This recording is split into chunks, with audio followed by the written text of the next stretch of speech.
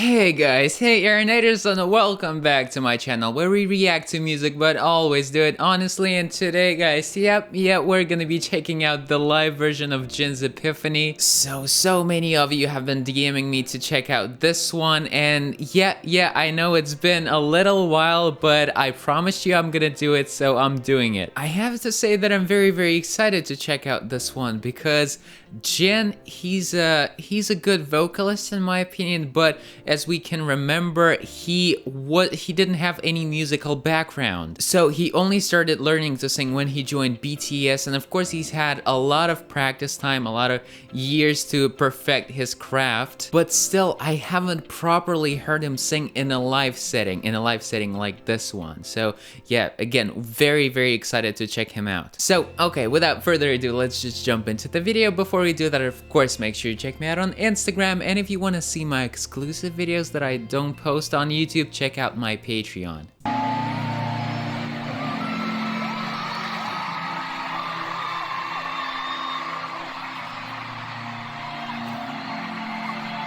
Oh, he's playing the piano.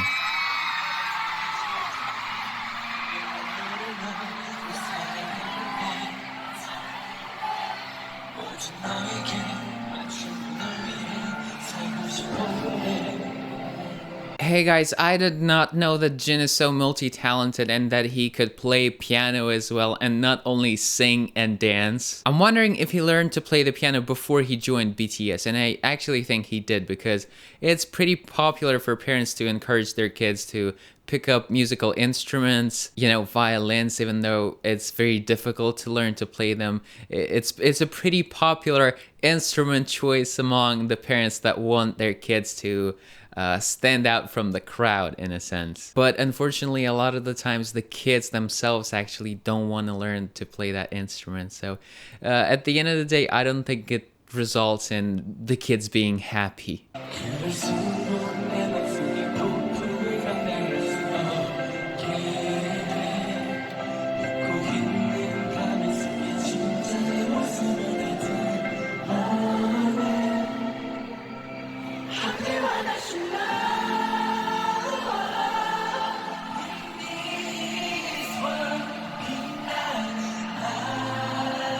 Because of the fans, the people singing at the same time with him, I couldn't quite hear if on the part where he was singing "I'm the one I should love," he went an octave lower. So like instead of going for the original notes, which are quite high notes, let's be honest, he stepped down an octave and did it that way. Then of course, as he continued on the line, "In this world," he went back to the original melody. But I would say those high notes in the very beginning of this chorus are the ones that are most excited to hear him do in this live performance. And since I think that the reason why I couldn't hear him sing those notes were not actually the people singing at the same time with him, but because he stepped down an octave, makes me hope that for the next chorus he's gonna go for them. I know it can be very difficult to perform to the same level in a live performance compared to, I don't know, a practice session, but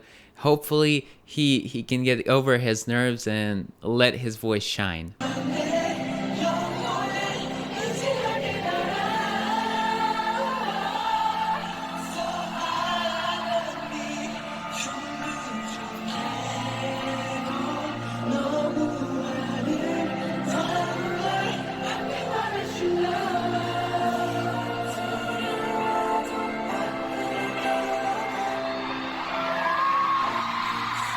Actually, you know what, I think he might be approaching those notes in a more light manner, like using his falsetto or head voice, and that's why we can't hear those notes that well. And of course, the fact that all of the fans are singing also plays a role in it. But still, I'm really enjoying his voice. He sounds very good, very pleasant. It's clearly live, you know, there's no backing track playing, at least I can't hear one, and he stays on the notes, you know, he's not flat, he's not sharp, everything's on pitch. And of course, he's got his signature pink microphone with him. I think it helps him sing even better. You know, I think I would go for like purple microphone. Yeah, I lately I seem to have a thing for purple colors, you know, for magenta, purple stuff. So yeah, like if I could choose, I think I'd go for a purple one.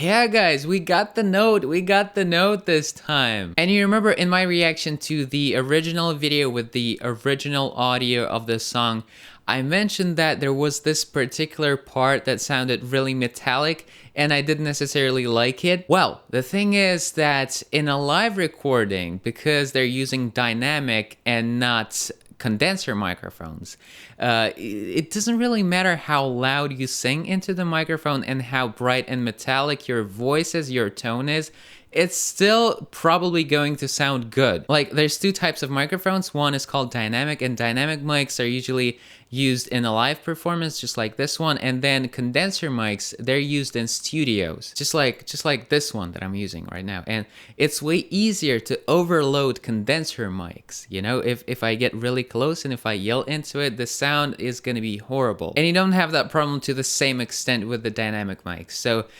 his naturally bright tone up there on the high notes, which sounds really good, it really shines with a dynamic microphone like this.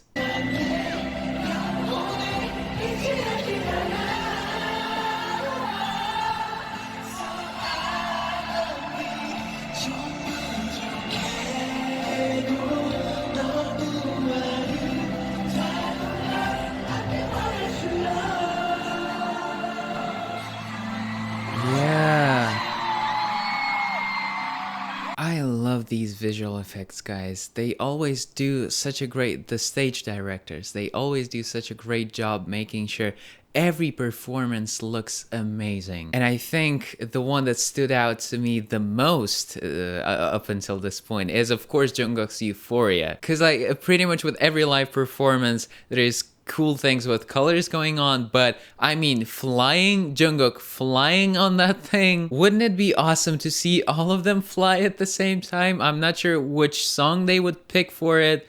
Let me know in the comments, guys. So what, in your opinion, what song should they pick to fly to it, you know, all of them? It should be something powerful, right? It should be something with meaning. Well, okay, if I were to choose, then maybe I'd pick something like Just One Day, even though the lyrics on that one is not that deep, but just the mood of the song, I think it would suit the flying around thing. Or maybe I Need You, but again, the lyrics are War of Hormone.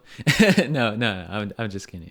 Actually, I really enjoy War of Hormone. It's one of my favorite songs by them, and not only musically but lyrically as well. But yeah, let's make a petition, guys, so it's not only Jungkook who's the flying member of the team.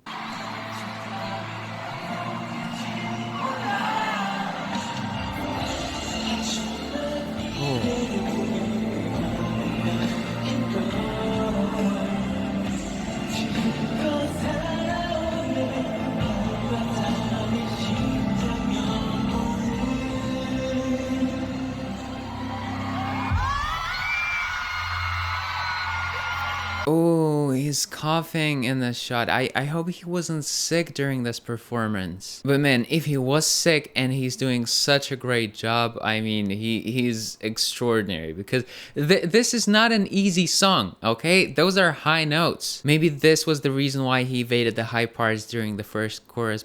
But actually, now as I'm thinking about it, maybe it was the crowd, you know? I think it was the crowd overpowering him singing. Because honestly, I don't see a reason for him to evade it if he can pull it off so nicely in the second chorus, you know? He didn't look like he was struggling with it. And hey, do I even need to speak about him totally deserving his title Worldwide Famous? Do you hear the fireworks? The fireworks outside my window. Those are the fireworks for Jin, okay? For his performance. We're celebrating it even over here.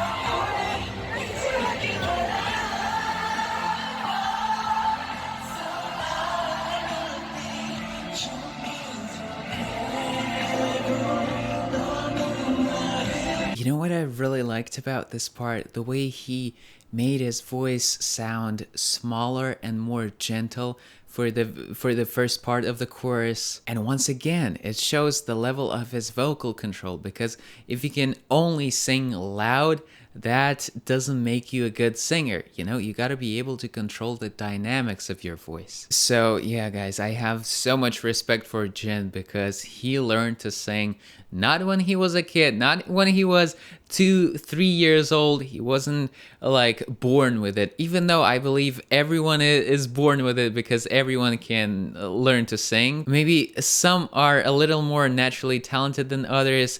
They kind of discover singing a little earlier, they start practicing earlier, and they find the right voice coordinations a little quicker.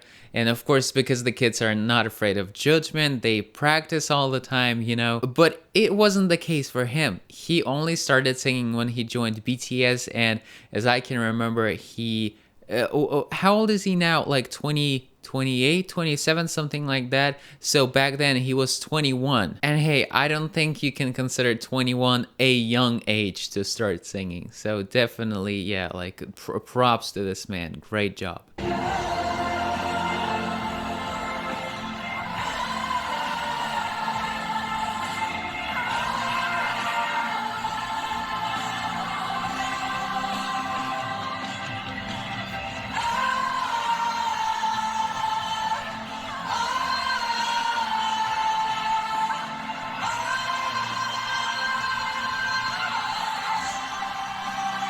Yo guys, and I was worried, I was afraid that he wasn't gonna do high notes in this performance. What? Wow, it was brilliant, guys. And like, I didn't expect him to do this note, to be honest, because for a second I forgot how the melody of the song went, and I didn't anticipate it. Like, I forgot that this high note was coming, so took me by surprise, and man, he didn't disappoint. Wow. I actually want to quickly check what note that was. All right, yeah, I just checked it. It was a C5. It was a C5, ladies and gents. For the fellow singers out there who know what it means for a guy, yeah, I think you're even more impressed now.